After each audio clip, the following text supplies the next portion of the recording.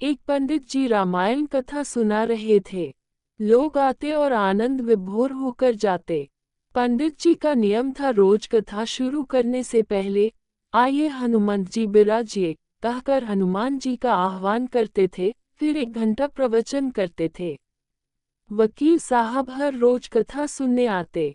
वकील साहब के भक्तिभाव पर एक दिन तर्कशीलता हावी हो गई। उन्हें लगा कि महाराज रोज आइए हनुमंत जी बिराजिए कहते हैं तो क्या हनुमान जी सचमुच आते होंगे। अतः वकील साहब ने पंडित जी से पूछ ही डाला, महाराज जी, आप रामायण की कथा बहुत अच्छी कहते हैं, हमें बड़ा रस आता है, परंतु आप जो गद्दी प्रतिदिन हनुमान जी को देते हैं उस पर क्या हनुमान जी सचमुच विराजते हैं। पंडित जी ने कहा, हाँ, यह मेरा व्यक्तिगत विश्वास है कि रामकथा हो रही हो तो हनुमान जी अवश्य पधारते हैं। वकील ने कहा, महाराज ऐसे बात नहीं बनेगी, हनुमान जी यहाँ आते हैं इसका कोई सबूत दीजिए। आपको साबित करके दिखाना चाहिए कि हनुमान जी आपकी कथा सुनने आते हैं। महाराज जी ने बहुत समझाया कि भैया आस्था को किसी सबूत की कसौटी पर नहीं कसना चाहिए, ये तो भक्त और भगवान के बीच का प्रेम रस है, व्यक्तिगत श्रद्धा का विषय है। आप कहो तो मैं प्रवचन करना बंद कर दूं या आप कथा में आना छोड़ दो। लेकिन वकील नहीं माना, वो कहता ही रहा कि आप कई दिनों से दावा करते आ रहे हैं, ये बात और स्थानों पर भी कहते होंगे, इसलिए महाराज आपको तो साबित करना होगा कि हनुमान जी कथा सुनने आते हैं। इस तरह दोनों के बीच वाद विवाद होता रहा। मौखिक संघर्ष बढ़ता चला गया। हारकर पंडित जी महाराज ने कहा, हनुमान जी है या नहीं उसका सबूत कल दिलाऊंगा। कल कथा शुरू हो तब प्रयोग करूंगा। जिस गद्दी पर मैं हनुमान जी को विराजित होने को कहता हूँ आप उस गद्दी को आज अपने घर ले जाना। कल अपने साथ उस गद्दी को लेकर आना और फिर मैं कल गद्दी यहाँ रखूंगा। मैं कथा से पहले हनुमान जी को बुलाऊंगा, फिर आप गद्दी ऊंची उठाना।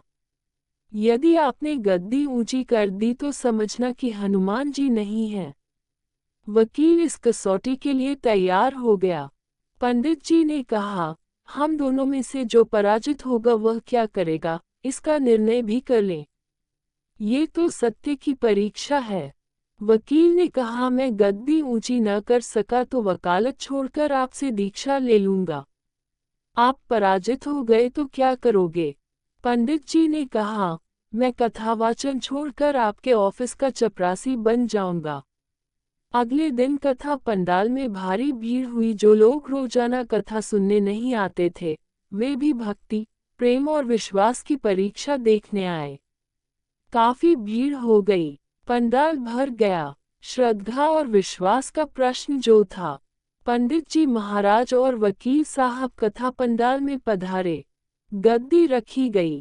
पंडित जी ने सजल नेत्रों से मंगलाचरण किया और फिर बोले, आइए हनुमंत जी बिराजिए। ऐसा बोलते ही पंडित जी के नेत्र सजल हो उठे। मन ही मन पंडित जी बोले, प्रभु, आज मेरा प्रश्न नहीं बल्कि रघुकुल रीति की परंपरा का सवाल है। मैं तो एक साधारण जन हूँ, मेरी भक्ति और आस्था की लाज रखना। फिर वकील साहब को निमंत्रण दिया गया, आइए गद्दी ऊंची कीजिए। लोगों की आंखें जम गईं। वकील साहब खड़े हुए। उन्होंने गद्दी उठाने के लिए हाथ बढ़ाया पर गद्दी को स्पर्श भी न कर सके।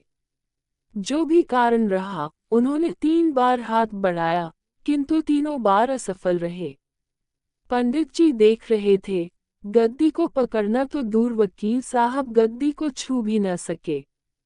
तीनों बार वकील साहब पसीने से तरबतर हो गए।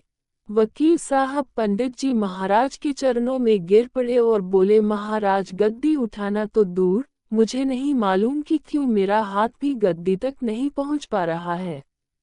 अतः मैं अपनी हार स्वीकार करता हूँ। कहते हैं कि श्रद्धा और भक्ति के साथ की गई आराधना में बहुत शक्ति होती है। मानो तो देव नहीं तो पत्थर। प्रभु की मूर्ति तो पाषाण की ही होती है, लेकिन भक्त के भाव से उसमें प्राण प्रतिष्ठा होती है तो प्रभु विराजते हैं।